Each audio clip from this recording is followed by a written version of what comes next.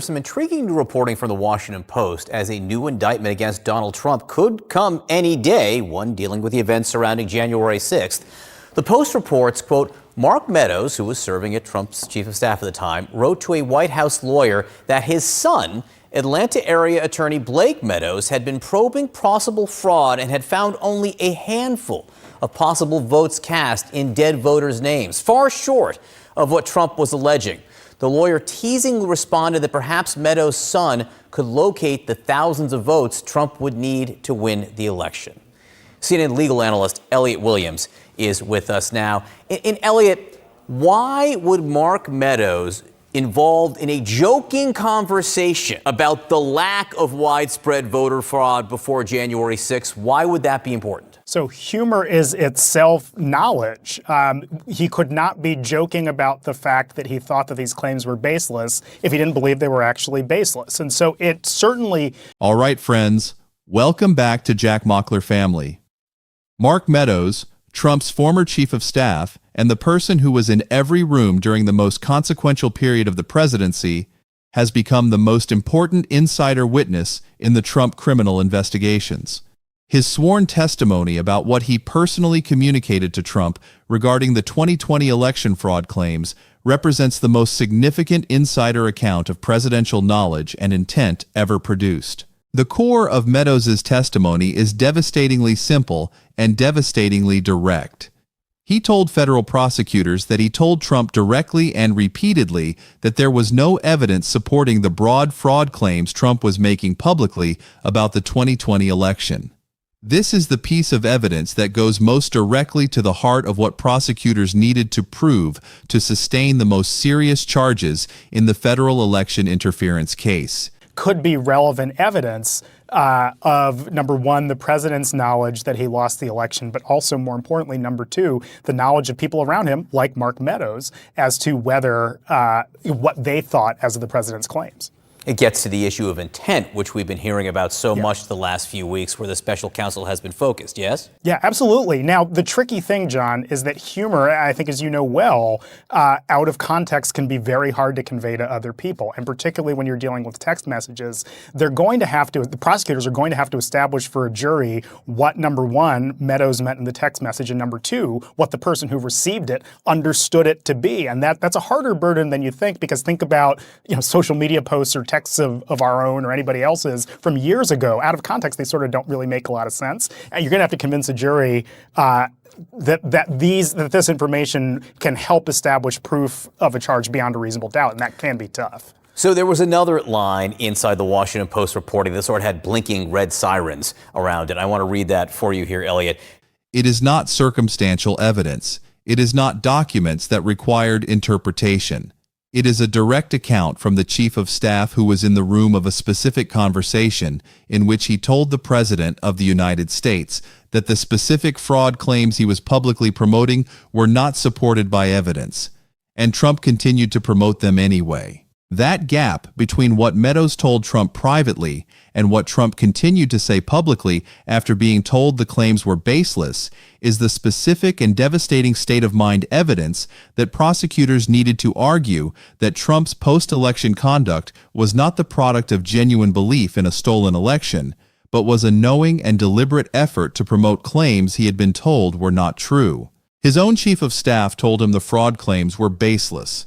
He kept making them anyway. People in Trump's orbit have grown increasingly concerned about what they see as Meadows' retreat from the public scene as a prominent defender of the former president. He has reduced his public appearances, particularly on television, where he was once a frequent guest. He has not posted on Twitter in 5 months. Why does Mark Meadows make the Trump team nervous? Well, the plot thickens. Now, certainly, Mark Meadows ought to make the Trump team nervous because he's valuable potentially as a witness. In general, when running an investigation, John, there are two types of witnesses.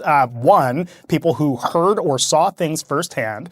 spoken out of the mouth of the target of the investigation, or two, people who saw things secondhand. Mark Meadows falls in that first bucket. He would have been, number one, privy to firsthand conversations with the president, but number two, have overheard countless conversations that the president had with other people or views the president had expressed. Mark Meadows could potentially be a very valuable witness. Now, I wouldn't advise reading too closely into whether somebody chooses a tweet or not, or whether, he goes on Jimmy Kimmel Live or not.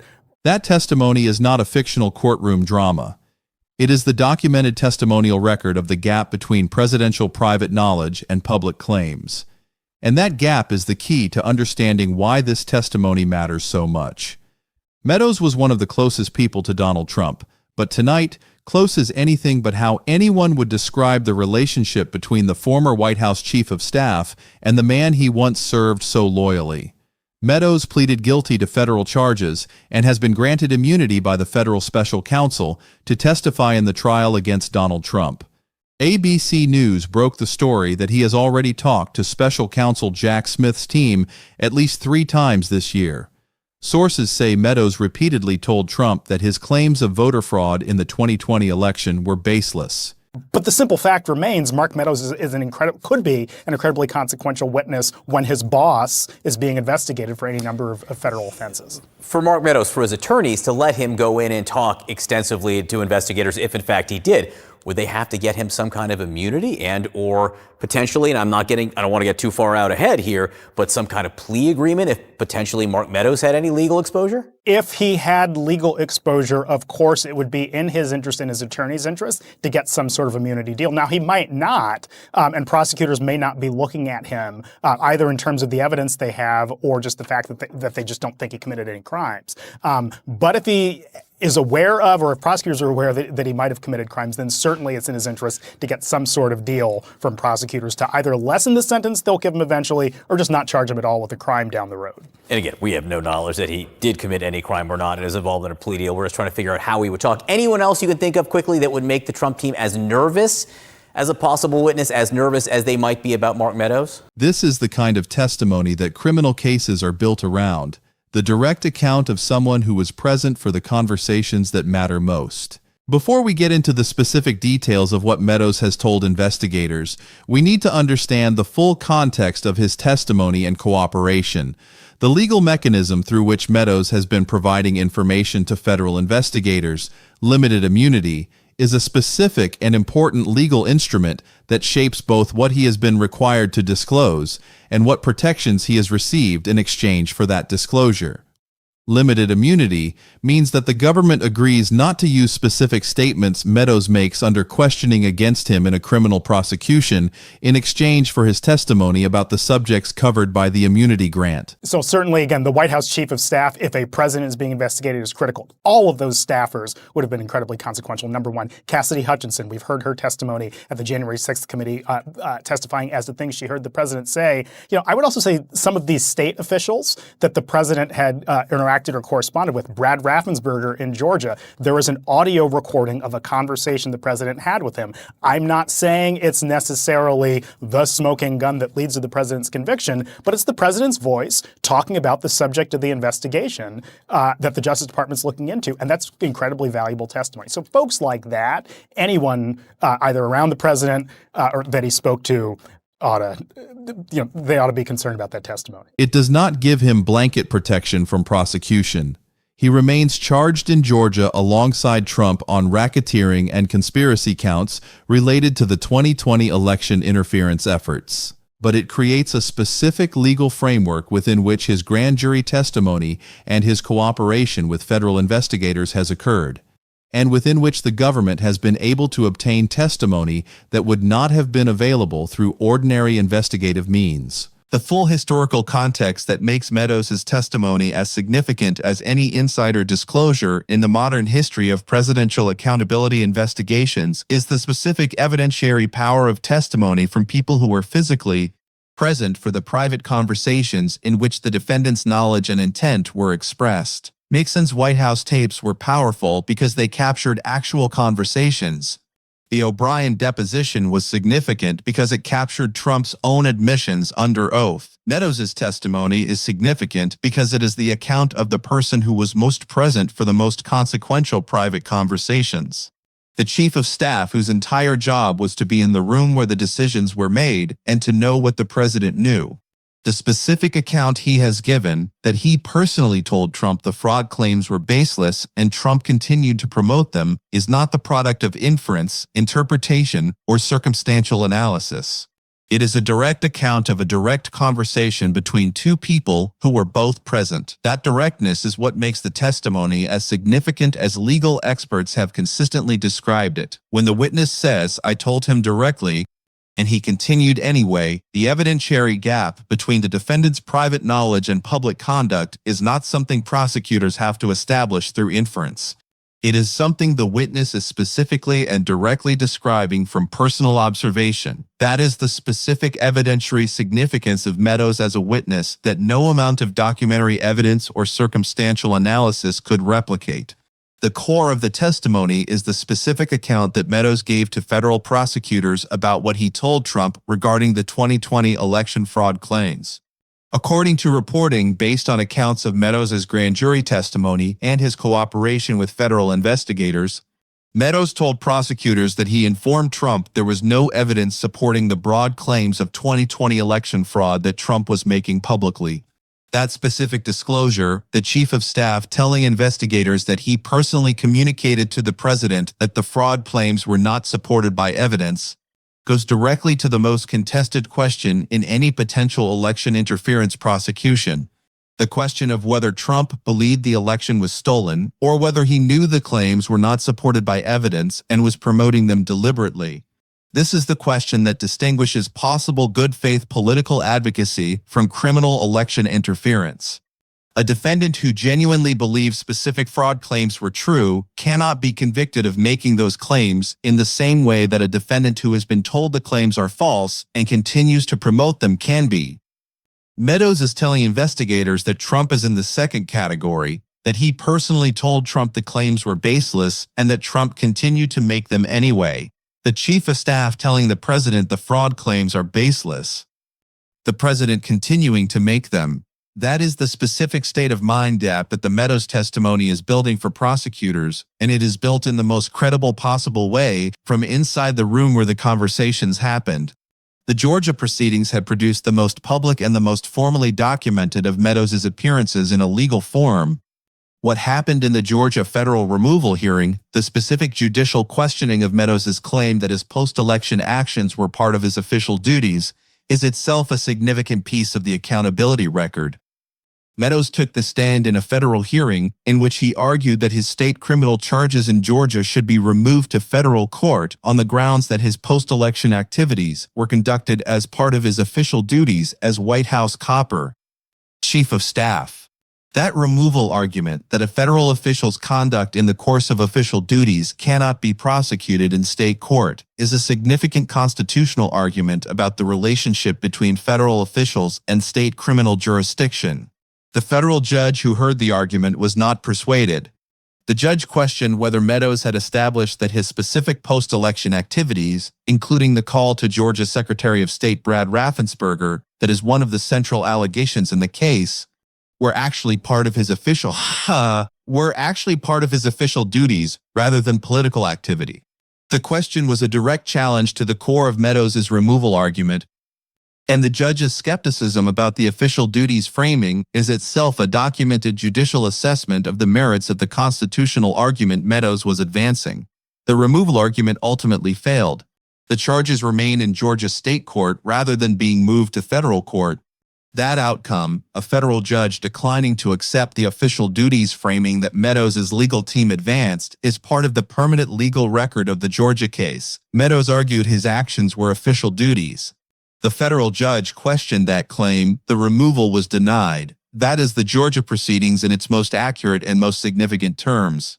The broader context of how Meadows' cooperation and testimony fit into the overall pattern of former Trump insiders providing information to investigators and prosecutors is essential for evaluating the significance of any individual testimony or disclosure. Meadows is not the only former Trump insider who has been cooperating with or testifying to federal investigators.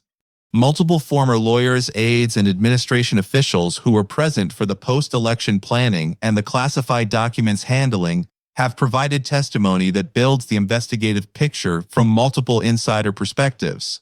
The pattern of insider cooperation, each witness with a specific vantage point, each testimony with specific details about specific conversations and decisions, is the process through which complex criminal cases built around the private knowledge and specific intent of the central figure are constructed. No single witness's testimony is likely to be the decisive case-ending disclosure. Each witness provides a specific piece of the picture, the conversation they were present for, the document they handled, the instruction they received. The picture that emerges from all those specific pieces together is what prosecutors use to build the proof beyond a reasonable doubt that a criminal conviction requires. Meadows' testimony about telling Trump the fraud claims were baseless is one specific piece, an important piece, but one piece. The full picture is constructed from dozens of such pieces, from dozens of witnesses over the full course of the investigation. The investigative process is not a single dramatic scene of a witness handing over decisive evidence. It is a long, careful, methodical process of accumulating specific pieces of specific testimony that together build the proof that criminal accountability requires. The limited immunity mechanism through which Meadows has been providing testimony is essential for understanding both what he has been required to disclose and what the government has received in exchange for the immunity grant. Limited immunity, also called use immunity when applied specifically to statements made in testimony, means that the government agrees not to use the specific statements Meadows makes under questioning in a prosecution of Meadows himself in exchange for his testimony about the subjects covered by the immunity grant. It is not transactional immunity. Meadows did not receive a promise of non-prosecution in exchange for his cooperation. He remains charged in Georgia.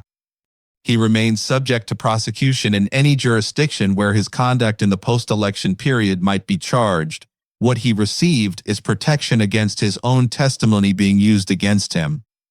A narrower form of protection that allows the government to compel testimony it could not otherwise obtain because a witness who could assert the Fifth Amendment against self-incrimination cannot be compelled to testify without immunity.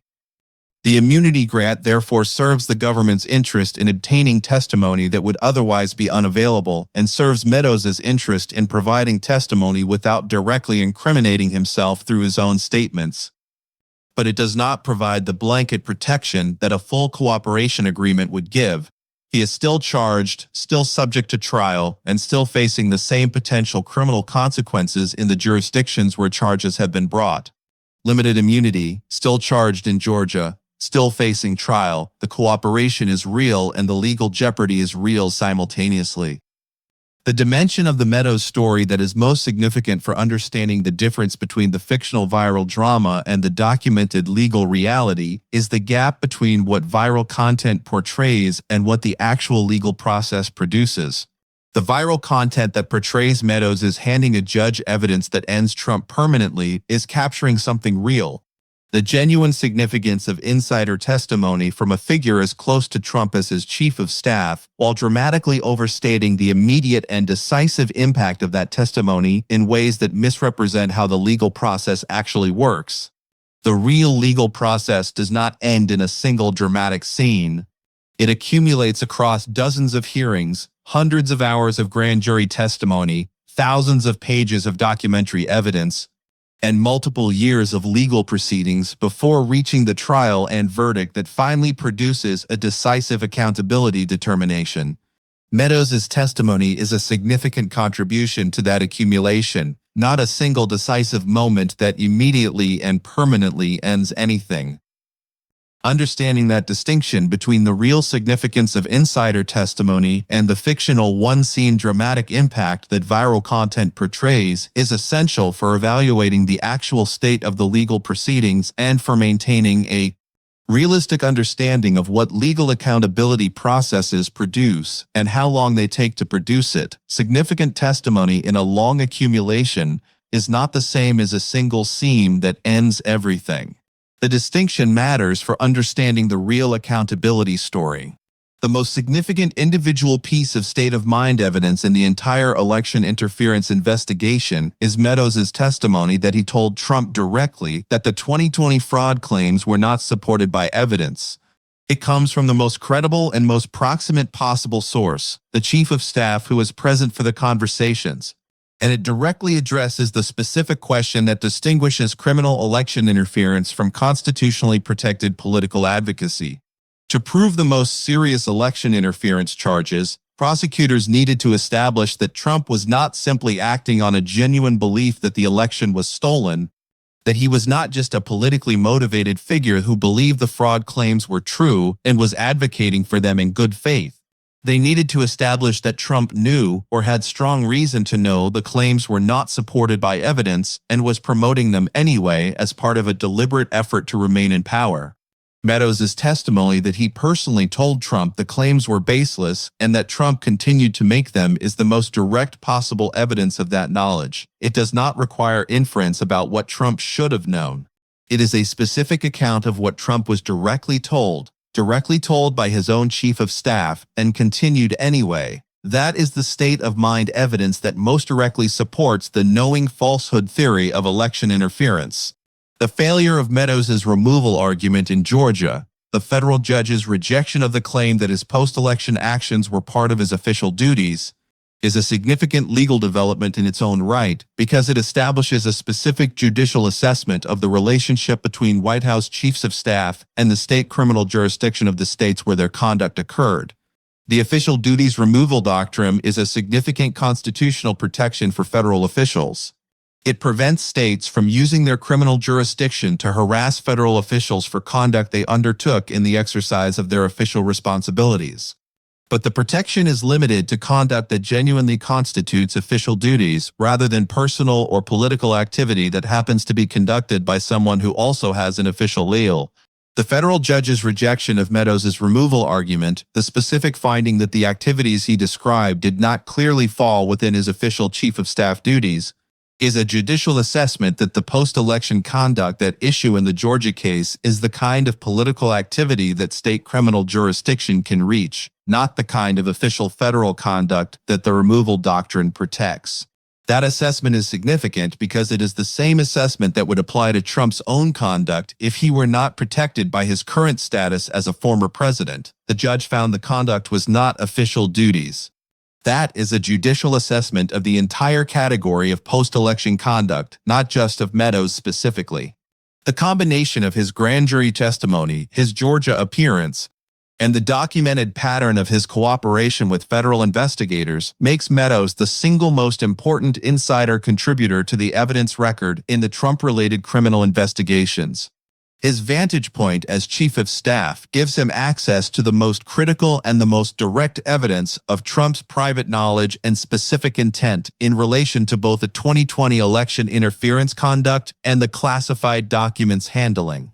The evidentiary hierarchy in complex criminal cases built around the knowledge and intent of a central figure places witnesses in different categories based on their proximity to the defendant and their access to evidence of the defendant's state of mind. Distant witnesses, people who observe conduct from outside the inner circle, can testify about what they saw, but are limited in what they can say about why the conduct occurred or what the defendant knew. Close aides with specific access to private conversations and private decisions are the most valuable category of witness because their testimony can speak to the specific mental state elements that are essential for the most serious charges. The chief of staff is the most proximate insider available, the official whose entire role was to be present for the president's most sensitive decisions and to know what the president knew. Meadows in that role is the single most significant available witness to Trump's private knowledge and intent. Trump and his defenders argue that Meadows' testimony is the product of legal pressure and immunity deals rather than an accurate account of what actually happened. They argue that a witness who has been given immunity in exchange for testimony has a specific documented incentive to say what prosecutors want to hear rather than what is actually true. They argue that Meadows himself is facing serious criminal charges and that his cooperation reflects self-interested calculation rather than principled truth-telling. They argued that his account of telling Trump the fraud claims were baseless is inconsistent with the public record of many other advisors and allies who told Trump the election was legitimate, suggesting that Trump was receiving contradictory information and may have genuinely believed the claims that some of his advisors were supporting. The immunity deal creates incentive to testify truthfully because false testimony under immunity is itself a crime. Perjury and obstruction charges are still available against a witness who lies in immunized testimony. The self-interested calculation argument applies to every cooperating witness in every criminal case and is the standard ground for attack on witness credibility that juries evaluate routinely. The contradictory advice argument is relevant to the weight the testimony deserves, but does not eliminate a specific and direct account of a conversation in which the fraud claims were directly characterized to Trump as not supported by evidence. The chief of staff who was in every room, present for every critical conversation, and whose entire institutional role was to know what the president knew, has told federal investigators that the president was directly told his fraud claims were baseless and continued to promote them anyway. That testimony, specific, direct, from the most proximate available source, is the single most damaging piece of state-of-mind evidence in the entire election interference accountability story. It does not produce an immediate and permanent end to Trump's legal exposure in a single dramatic scene. The legal process does not work that way. What it produces is a specific and documented piece of evidence that, combined with the full body of documentary and testimonial evidence that prosecutors have accumulated across years of investigation, builds the proof beyond a reasonable doubt that a criminal conviction requires. Meadows' testimony is a contribution to that accumulation, a significant contribution from the most credible available source on the state-of-mind question. In the Georgia case, the most legally advanced of the Trump-related criminal proceedings, is the forum where that testimony is most likely to eventually play out in a trial proceeding that could produce the decisive accountability determination that the entire record of insider cooperation, documentary evidence, and judicial findings is building toward. The full record of Meadows' testimony and cooperation demonstrates how criminal cases are actually built. They are built piece by piece, witness by witness, document by document, over years of investigation and legal proceedings. The single dramatic scene that viral content portrays is emotionally satisfying, but it is not how the legal process works. The real process is slower, more methodical, and ultimately more reliable because it builds proof through accumulation rather than through a single dramatic moment.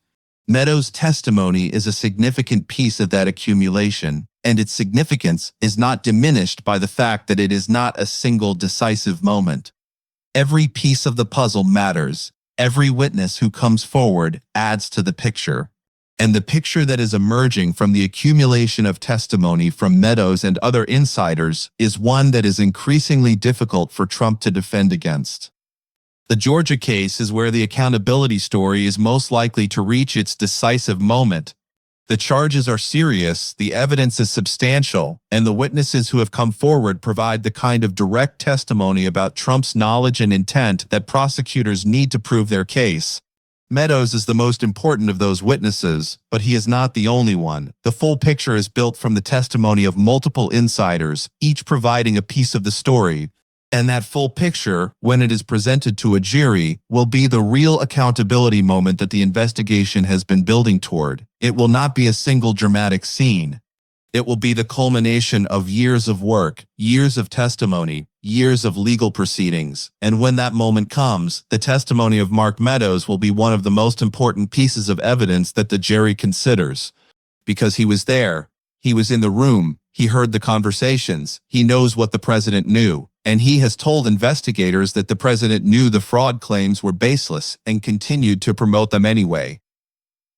The documented record of what Mark Meadows has told federal prosecutors, grand juries, and courts under oath is the most significant insider account of presidential knowledge and intent that any cooperating witness in any Trump-related criminal investigation has produced. The specific content of his testimony about what he told Trump regarding the 2020 election fraud claims, about what Trump knew and about when he knew it, provides prosecutors with the direct evidence they need to establish the state-of-mind element of the most serious charges.